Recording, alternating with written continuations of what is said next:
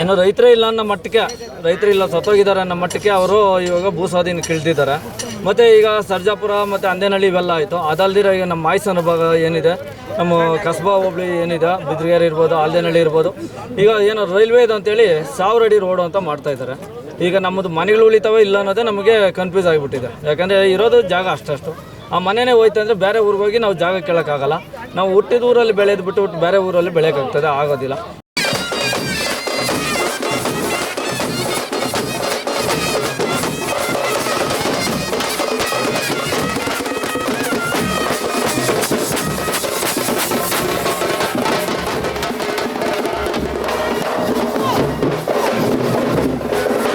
ಇದೆಲ್ಲ ಜನಕ್ಕೆ ಗೊತ್ತಾಗಲಿ, ಮನವರಿಕೆ ಆಗಲಿ, ನಮ್ಮ ಸರ್ಕಾರಕ್ಕೆ ಗೊತ್ತಾಗಲಿ ಅಂತೇಳಿ ನಾವು ಇವತ್ತು ರೈತರಿಂದ ಬದುಕಿದ್ದೀರಿ, ಜೀವಂತವಾಗಿದ್ದೀರಿ ಅಂತ ತೋರಿಸೋದಕ್ಕಾಗಿ ನಾವು ಇವತ್ತು ಈ ಮಟ್ಟಕ್ಕೆ ಎತ್ತುಗಳ ಮೆರವಣಿಗೆ ಮಾಡಿದ್ದೀರಿ.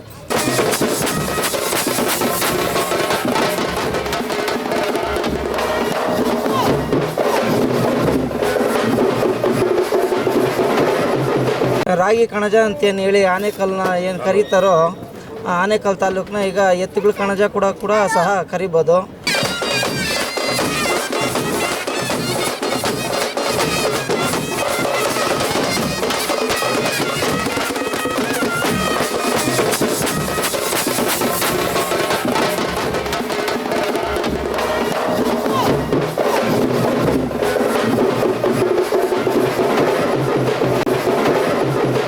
ಇಂಥ ನಮ್ಮ ಫಲವತ್ತಾದ ಭೂಮಿಗಳನ್ನ ಹೋಗಿ ಭೂಸ್ವಾಧೀನ ಅಂತೇಳಿ ನಮ್ಮ ಆನೇಕಲ್ ತಾಲೂಕಾಗಿರೋದ್ರನ್ನೆಲ್ಲ ಜಮೀನುಗಳನ್ನೆಲ್ಲ ಕಳಿಸ್ತಾ ಇದ್ದಾರೆ. ಈಗ ಏನು ಹೇಳ್ತಾ ಇದ್ದಾರೆ, ಐ ಟಿ ಬಿ ಟಿ ಅಂತಾರೆ, ಜನಗಳಿಗೆ ಕೆಲಸ ಕೊಡ್ತೀನಿ ಅಂತಾರೆ. 100 ಜನಕ್ಕೆ ಕೆಲಸ ಕೊಟ್ಟರೆ ಇವಾಗ ನಮ್ಮ ರೈತನೊಬ್ಬನೇ 100 ಜನಕ್ಕೆ ಅನ್ನ ಹಾಕ್ತಾನೆ. ಆನೇಕಲ್ ಪಟ್ಟಣದ ಕರುನಾಡ ರೈತ ಗೋಪಾಲಕರ ಸಂಘದ ವತಿಯಿಂದ ಹಳ್ಳಿಕಾರ್ ಹೋರಿಗಳ ಮೆರವಣಿಗೆಯನ್ನು ಆಯೋಜಿಸಲಾಗಿತ್ತು. 50ಕ್ಕೂ ಹೆಚ್ಚು ಜೊತೆ ಹೋರಿಗಳನ್ನು ಪಟ್ಟಣದ ಪ್ರಮುಖ ಬೀದಿಗಳಲ್ಲಿ ಮೆರವಣಿಗೆ ಆಯೋಜಿಸಲಾಗಿತ್ತು. ಇನ್ನು ರಾಸುಗಳನ್ನು ಹಿಡಿದ ರೈತರು ತಮಟೆಯ ಸದ್ದಿಗೆ ಹೆಜ್ಜೆ ಹಾಕುತ್ತಾ ಸಂಭ್ರಮಿಸಿದರು. 50ಕ್ಕೂ ಹೆಚ್ಚು ರಾಸುಗಳು ಮೆರವಣಿಗೆಯ ನಂತರ ಪಟ್ಟಣದ ASP ಶಾಲೆಯ ಮೈದಾನದಲ್ಲಿ ಜಮಾವಣೆಗೊಂಡವು. ಸಂಘದ ವತಿಯಿಂದ ರೈತರಿಗೆ ಸನ್ಮಾನ ಕಾರ್ಯಕ್ರಮವನ್ನು ಆಯೋಜಿಸಲಾಗಿತ್ತು. ಇನ್ನು ಕಾರ್ಯಕ್ರಮದಲ್ಲಿ ಸಂಘದ ರಾಜ್ಯ ಘಟಕ ಅಧ್ಯಕ್ಷ ಎಸ್ ಮುನಿರಾಜು ಹಾಗೂ ಸಂಘದ ಉಪಾಧ್ಯಕ್ಷ ಮೇಡಳ್ಳಿ ಮುರುಗೇಶ್ ಮತ್ತು ಕೃಷಿ ಇಲಾಖೆಯ ಸಹಾಯಕ ನಿರ್ದೇಶಕ ಧನಂಜಯ, ಕರುನಾಡ ರೈತ ಗೋಪಾಲಕರ ಸಂಘದ ಪಾರ್ಥಸಾರಥಿ ಮುನಿ ವೆಂಕಟಪ್ಪ, ರಮೇಶ್ ರೆಡ್ಡಿ, ಚಂದ್ರಾರೆಡ್ಡಿ, ಶ್ರೀನಿವಾಸ ರೆಡ್ಡಿ, ವೆಂಕಟೇಶ್, ಮುನಿರಾಜು, ವಸಂತ್ ಬಾಬು, ನಾರಾಯಣಪ್ಪ, ಚಿಕ್ಕಣ್ಣ, ಉದಯಚಂದ್ರ, ಸಮಂದೂರು ಮಧುಕುಮಾರ್, ಮನೋಜ್, ದರ್ಶನ್, ಮಹೇಶ್ ಉಪಸ್ಥಿತರಿದ್ದರು.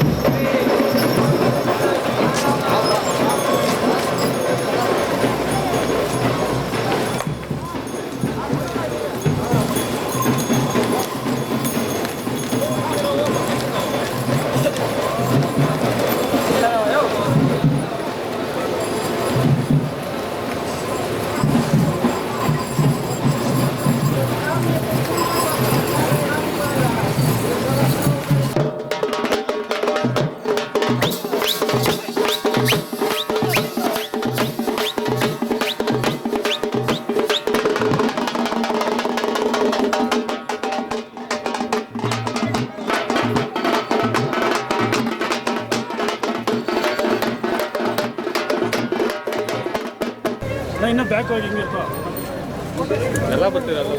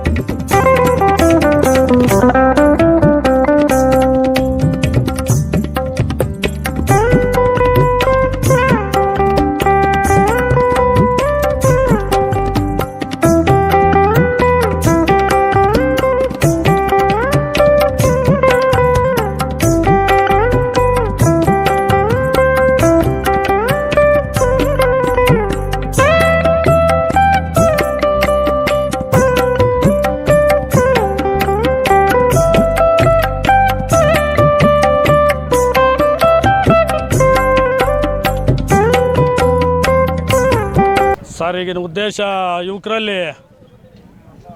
ಯುವಕರಲ್ಲಿ ನಮಗೆ ಆಸೆ ಹುಟ್ಟಿಸ್ಬೇಕು ಅನ್ನೋ ಆಸೆ, ಆಮೇಲೆ ಹಳ್ಳಿ ಕಾರ್ ಬೆಳೆಸಲಿ ಅನ್ನೋ ಆಸೆ. ಈಗ ನಮ್ಮ ಆನೇಕಲ್ ತಾಲೂಕಿನ ಗ್ರಾಮಸ್ಥರು, ರೈತರು, ನಮ್ಮ ಸಂಘದ ಸದಸ್ಯರುಗಳು, ತಾಲೂಕು ಅಧ್ಯಕ್ಷರಾಗಿ ನೇಮಕ ಆಗಿದ್ದಾರೆ ಸಂಬಂಧೂರು ಮಧು ಅಂತ. ಎಲ್ಲರೂ ಇಲ್ಲಿ ಸಹಕಾರದಿಂದ ಫಂಕ್ಷನ್ ಮುಗಿದಿದೆ. ನೆಕ್ಸ್ಟ್ ವರ್ಷ 40 ಜೊತೆ ಮಾಡಿದ್ದೀರಿ, ಈಗ ನೆಕ್ಸ್ಟ್ ವರ್ಷ 101 ಜೊತೆ ಮಾಡಬೇಕು ಅಂತ ಅಂದ್ಕೊಂಡಿದ್ದೀರಿ. ನಮ್ಮ ಕಾರ್ಯಾಧ್ಯಕ್ಷರು ಮಾತಾಡ್ತಾರೆ. ಅಂದರೆ ಈಗ ರೈತರೆಲ್ಲ ಏನಾಗ್ಬಿಟ್ಟವ್ರು ಅಂದರೆ ಕಮರ್ಷಿಯಲ್ ಆಗಿಬಿಟ್ಟವ್ರೆ. ಹಸುಗಳು ಏನಂದರೆ ಈ ಮಕ್ಳಿಗೆ ನಾವು ಬೊಂಬೆ ನೋಡಿಸ್ದಂಗೆ ಆಗ್ಬಿಟ್ಟೈತೆ ನಮ್ಮ ಜೀವನ. ಪ್ರತಿಯೊಬ್ಬರಿಗೂ ಇದಮ್ಮ ಹಸು ಇದಮ್ಮ ಹಸು ಅಂತ ಬಣ್ಣ ಹಚ್ಚಿ ಅಂಥ ಕಾಲಕ್ಕೆ ಬಂದುಬಿಟ್ಟಿದೆ. ಇವಾಗ ಏನು ಮಾಡಬೇಕಂದ್ರೆ ಹಳ್ಳಿ ಕಾರ್ ಉಳಿಸ್ಬೇಕಂದ್ರೆ ಇಂಥದ್ದೊಂದು ಯಾವುದೊಂದು ಜಾತ ಮಾಡಲೇಬೇಕು. ನಾವು ವರ್ಷಕ್ಕೊಂತೀರ ಒಂದು 40ರಿಂದ 50 ಜೊತೆ ಸೇರಿಸಿ ಒಂದು ಹಳ್ಳಿ ಕಾರ್ನ ಉಳಿಸ್ಬೇಕು. ಅದರಿಂದ ಗೌರ್ಮೆಂಟ್ ಅವರು ಸಹಾಯ ಮಾಡಬೇಕು. ಗೌರ್ಮೆಂಟ್ ಕಡೆಯಿಂದ ನಮಗೇನೂ ಸಹಾಯ ಇಲ್ಲ. ಒಂದು ಲೋನ್ ಇಲ್ಲ, ಒಂದು ಸಹಾಯಧನ ಇಲ್ಲ, ಏನೂ ಕೇಳ್ಕೊಬೇಡ್ರಿ. ಒಂದು ಪ್ರೋತ್ಸಾಹ ಧನ ಇಲ್ಲ. ಈಗ ಹಾಲು ರೇಟು 32 ರೂಪಾಯಿ ಮಾಡೋರೆ, 50 ರೂಪಾಯಿ ಮಾಡಿದ್ರೇನು ಹಾಲು ದನ ಸಾಕಾಗ್ತಾ ಇಲ್ಲ. ಒಂದು ಬೂಸ ಮುಟ್ಟೆ ಬಂದು 1000ರಿಂದ 1200 ರೂಪಾಯಿ ಆಗೈತೆ. ಯಾವುದೇ ಕಾರಣಕ್ಕೂ ರೈತರನ್ನ ಯಾವುದೇ ರೀತಿ ಸರ್ಕಾರ ಸುಮ್ಮನೆ ರೈ ಅಂತಾರೆ ಹೊರತು ಅವ್ರನ್ನ ಯಾವುದೇ ರೀತಿ ಹತ್ತಿಸ್ತಾ ಇಲ್ಲ. ಅದಕ್ಕಾಗಿ ನಾವೆಲ್ಲ ಸಂಘದ ಸದಸ್ಯರೆಲ್ಲ ಸೇರಿ ಏನೋ ಒಂದು ಮಾಡೋಣ, ಎಲ್ಲ ಒಟ್ಟಾಗಿ ರೈತರೆಲ್ಲ ಒಂದು ಜಾಗಕ್ಕೆ ಸೇರೋಣ. ಇದೆಲ್ಲ ಸೇರಿದ್ರೆ ರೈತರು ಒಂದು ಜಾಗಕ್ಕೆ ಸೇರೋದು. ಹಳ್ಳಿ ಕಾರ್ ಅಂದ್ರೆ ಸುಮಾರು ಒಂದು 100ರಿಂದ 200 ಜನ ಸೇರ್ತಾರೆ, ಸುಮ್ಮನೆ ಬೇರೆದಕ್ಕೆಲ್ಲ ಸೇರಲ್ಲ. ಇದರಿಂದ ಒಂದು ಪ್ರೋತ್ಸಾಹ ನೀಡಿ ರೈತರೆಲ್ಲ ಒಂದು ಒಟ್ಟಾಗಿ ಕೂಡಿ ಸರ್ಕಾರದ ಒಂದು ಗಮನ ಸೆಳೆಯೋಣ ಅಂತ ಒಂದು ಇದು ಮಾಡಿದ್ದೀವಿ ಸರ್. ನಾವು ಹಳ್ಳಿ ಕಾರ್ ಅಂತ ನಮ್ಮ ಯುವಕರೆಲ್ಲ ಸೇರಿ ಮಾಡವ್ರೆ. ಇನ್ನು ಮುಂದಕ್ಕೆ ಮುಂದುವರಿಸಿ ಇನ್ನು 101 ಜೊತೆ ನಿಲ್ಲಿಸಿ ಮಾಡ್ತಾಯಿದ್ದೀವಿ. ಅದರೊಳಗೆ ನಮಗೆ ಸರ್ಕಾರ ಮಾತ್ರ ಸಹಕಾರ ಕೊಡ್ತಾನೇ ಇಲ್ಲ. ಏನು ರೈತರು ನಮ್ಮ ಬೆನ್ನೆಲುಬು ಅಂತಾರೆ, ಅವ್ರು ನಮ್ಮ ಬೆನ್ನೆಲುಬನ್ನು ಮುರಿತಾರೆ. ರೈತರು ನಮ್ಮ ಬೆನ್ನೆಲುಬು ಅಂತಾರೆ, ನಮ್ಮ ಬೆನ್ನೆಲುಬೇ ಮುರಿತಾವ್ರೆ ಅವರು. ಒಂದು ಕಳ್ಳರು ಈಗ ಒಂದು ಸಹಕಾರ ಕೊಡ್ತಾ ಇಲ್ಲ, ಬಡವನಿಗೊಂದು ಲೋನ್ ಇಲ್ಲ, ಬಡವನಿಗೊಂದು ಮನೆ ಇಲ್ಲ, ಏನು ಮಾಡ್ತಾ ಇಲ್ಲ. ಸುಮ್ಮನೆ ನಾವೇನು ಸರ್ಕಾರ ಬೆನ್ನೆಲುಬು, ಏನು ಅವ್ರ ಬೆನ್ನೆಲುಬು ಮುರಿತಾವ್ರೆ ನಮಗೆ. ಅದರಿಂದ ನಾವು ಯುವಕರು, ನಾವು ತಾಲೂಕಿನ ಜನ, ಕರ್ನಾಟಕದ ಜನ ಎಲ್ಲ ಒಂದಾಗಿ ಅವ್ರಿಗೆ ನಿಂತ್ಕೊಳ್ಬೇಕಿಲ್ದ್ರೆ ನಾವು ಸರೋಗೋದಿಲ್ಲ ರೈತರು. ಅದರಿಂದ ಎಲ್ಲ ನಾವು ಒಂದು ಬೆನ್ನೆಲುಬಾಗಿ ನಿಂತ್ಕೊಂಡು, ನಾವು ರೈತರೇ ನಿಂತ್ಕೊಂಡು ಅವ್ರನ್ನ ಕ್ರಮ ತಗೊಳ್ಬೇಕು. ನನ್ನ ಮನವಿ ಇಷ್ಟೇ. ಎಲ್ಲ ರೈತ ಬಾಂಧವರಿಗೂ ಧನ್ಯವಾದಗಳು ಹೇಳೋಕ್ಕೆ ಇಷ್ಟಪಡ್ತೀವಿ. ಯಾಕಂದರೆ ನಮ್ಗೆ ಕೂಡ ಗೊತ್ತಿರಲ್ಲ ಇಷ್ಟು ಹಸುಗಳು ಬಂದು, ಇಷ್ಟು ಎತ್ತುಗಳು ಬಂದು ಈ ಥರ ಮಾಡಿದೆ. ನಾವೊಂದು 15ರಿಂದ 20 ಜೊತೆ ಅಂದ್ಕೊಂಡಿದ್ವಿ. ಸುಮಾರು ಒಂದು 45 ಜೊತೆ ಬಂದಿದೆ. ಈಗ ನಮ್ಮದೇನು ರಾಗಿ ಕಣಜ ಅಂತೇನು ಹೇಳಿ ಆನೇಕಲ್ನ ಏನು ಕರೀತಾರೋ, ಆನೇಕಲ್ ತಾಲೂಕಿನ ಈಗ ಎತ್ತುಗಳ ಕಣಜ ಕೂಡ ಸಹ ಕರಿಬೋದು. ಇಂಥ ನಮ್ಮ ಫಲವತ್ತಾದ ಭೂಮಿಗಳನ್ನ ಹೋಗಿ ಭೂಸ್ವಾಧೀನ ಅಂತೇಳಿ ನಮ್ಮ ಆನೇಕಲ್ ತಾಲೂಕಾಗಿರೋದ್ರನ್ನೆಲ್ಲ ಜಮೀನುಗಳನ್ನೆಲ್ಲ ಕವಳಿಸ್ತಾ ಇದ್ದಾರೆ. ಈಗ ಏನು ಹೇಳ್ತಾ ಇದ್ದಾರೆ, ಐ ಟಿ ಬಿ ಟಿ ಅಂತಾರೆ. ಜನಗಳಿಗೆ ಕೆಲಸ ಕೊಡ್ತೀನಿ ಅಂತಾರೆ. 100 ಜನಕ್ಕೆ ಕೆಲಸ ಕೊಟ್ಟರೆ ಇವಾಗ ನಮ್ಮ ರೈತನೊಬ್ಬನೇ 100 ಜನಕ್ಕೆ ಅನ್ನ ಹಾಕ್ತಾನೆ. ಐ ಟಿ ಬಿ ಟಿ ಅವ್ರು ಹೋಗೋರು 100 ಜನ ಅನ್ನ ಹಾಕೋಕ್ಕಾಗ್ತದೆ. ಅವ್ರಿಗೆ 10,000 ರೂಪಾಯಿ ಸಂಪಾದನೆ ಮಾಡಿದ್ರೆ ಕೂಡ ಒಂದು ಅಕ್ಕಿ, ಒಂದು ಬೇಳೆ ಎಲ್ಲ ಫುಲ್ಲು ಪೂರ್ತಿ ರೇಟ್ ಆಗಿಬಿಟ್ಟಿದೆ. ಈಗ 50 ರೂಪಾಯಿ ಇರೋದು 100 ರೂಪಾಯಿ ಆಗೈತೆ. ಹಿಂಗೆಲ್ಲ ಭೂ ಸ್ವಾಧೀನ ಎಲ್ಲ ಮಾಡ್ತಾಯಿದ್ರೆ ರೈತರು ಬೆಳೆಯೋರು ಯಾರಿದ್ದಾರೆ? ಈಗ ನಾನೊಂದು ಕೋಸು ಹಾಕಿದ್ದೀನಿ, ಕೋಸು 100 ರೂಪಾಯಿ ಇದೆ ರೇಟು. 1 ಎಕರೆ 100 ರೂಪಾಯಿ ಇದೆ ಕೋಸು. ಉತ್ತಾಕ್ಬೇಕು, ನಾಳಿದ್ದು ಉತ್ತಾಕ್ತೀನಿ, ಆದರೂ ತಿರ್ಗಾ ಬೆಳೆ ಹಾಕ್ತೀನಿ. ಒಂದು ಐ ಟಿ ಬಿ ಟಿ ಅವರು, ಒಂದು ಕಂಪ್ನಿಯವರು ಲಾಸ್ ಆದರೆ ತಿರ್ಗಾ ಅವರು ಇಂಪ್ರೂವ್ ಮಾಡಿದ್ರೆ ಲಾಕ್ಡೌನ್ ಮಾಡ್ತಾರೆ, ಕ್ಲೋಸ್ ಮಾಡ್ತಾರೆ ಕಂಪ್ನಿನ.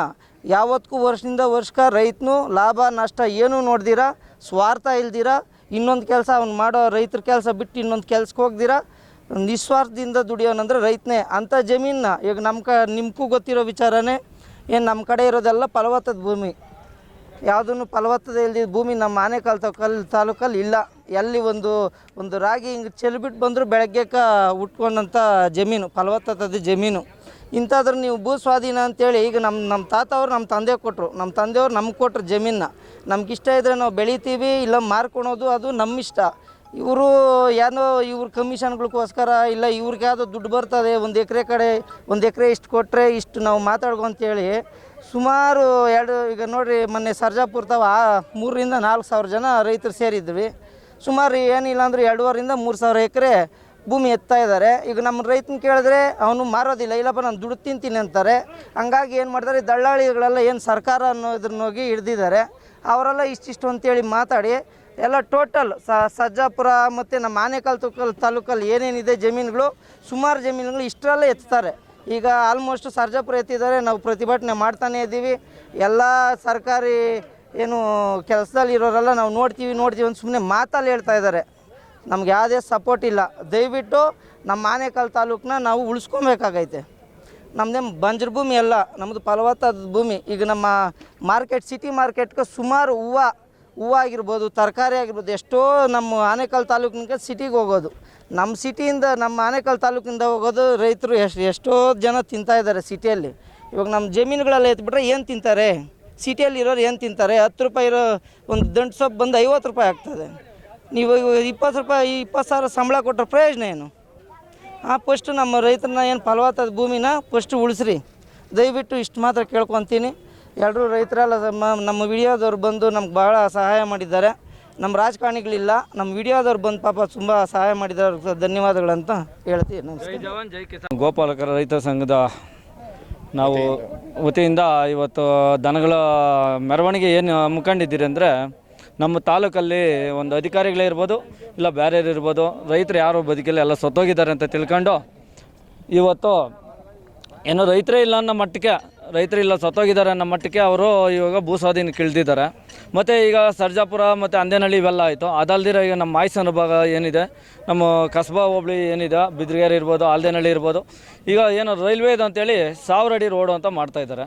ಈಗ ನಮ್ಮದು ಮನೆಗಳು ಉಳಿತಾವೆ ಇಲ್ಲ ಅನ್ನೋದೇ ನಮಗೆ ಕನ್ಫ್ಯೂಸ್ ಆಗಿಬಿಟ್ಟಿದೆ. ಯಾಕಂದರೆ ಇರೋದು ಜಾಗ ಅಷ್ಟಷ್ಟು, ಆ ಮನೆಯೇ ಹೋಯ್ತು ಅಂದರೆ ಬೇರೆ ಊರಿಗೆ ಹೋಗಿ ನಾವು ಜಾಗ ಕೇಳೋಕ್ಕಾಗಲ್ಲ. ನಾವು ಹುಟ್ಟಿದ ಊರಲ್ಲಿ ಬೆಳೆದು ಬಿಟ್ಟು ಬೇರೆ ಊರಲ್ಲಿ ಬೆಳೆಯೋಕ್ಕಾಗ್ತದೆ, ಆಗೋದಿಲ್ಲ. ಇದೆಲ್ಲ ಜನಕ್ಕೆ ಗೊತ್ತಾಗಲಿ, ಮನವರಿಕೆ ಆಗಲಿ, ನಮ್ಮ ಸರ್ಕಾರಕ್ಕೆ ಗೊತ್ತಾಗಲಿ ಅಂತೇಳಿ ನಾವು ಇವತ್ತು ರೈತರಿಂದ ಬದುಕಿದ್ದೀರಿ, ಜೀವಂತವಾಗಿದ್ದೀರಿ ಅಂತ ತೋರಿಸೋದಕ್ಕಾಗಿ ನಾವು ಇವತ್ತು ಈ ಮಟ್ಟಕ್ಕೆ ಎತ್ತುಗಳ ಮೆರವಣಿಗೆ ಮಾಡಿದ್ದೀರಿ. ಆಮೇಲೆ ಕೆಲವರು ಇಲ್ಲಿ ಮಾತಾಡ್ತಾಯಿದ್ರು, ನಾವು ಮೆರವಣಿಗೆ ಬರಬೇಕಾದ್ರೆ ರೋಡಲ್ಲಿ ಜನ ಏನಂತ ದುಡ್ಡು ಕೊಟ್ಟು ಎತ್ತುಗಳ ಮೆರವಣಿಗೆ ಕರ್ಕೊಂಬಂದಿದ್ದಾರೆ ಇವರು ಅಂತೇಳಿ. ಇಲ್ಲಿ ಯಾವುದೇ ₹1 ದುಡ್ಡು ಕೊಟ್ಟಿಲ್ಲ, ಯಾರಿಗೂ ನಾವು ಇದು ಮಾಡಲಿಲ್ಲ. ಅವ್ರು ಸ್ವಇಚ್ಛೆಯಿಂದ ಬಂದು ಮೆರವಣಿಗೆಗೆ ಭಾಗವಹಿಸಿರೋದು. ನಾವು 20 ಜೊತೆ ಬರ್ಬೋದು ಅಂತ ತಿಳ್ಕೊಂಡಿದ್ರಿ, ಸುಮಾರು 40ರಿಂದ 50 ಜೊತೆ ಬಂದಿದೆ. ಇನ್ನು ಮುಂದಿನ ದಿನಗಳಲ್ಲಿ ಇನ್ನೂ ಹೆಚ್ಚಿಗೆ ಇದು ಬರೋ ಸಾಧ್ಯತೆ ಇದೆ. ಜೈ ಹಿಂದ್, ಜೈ ಕರ್ನಾಟಕ.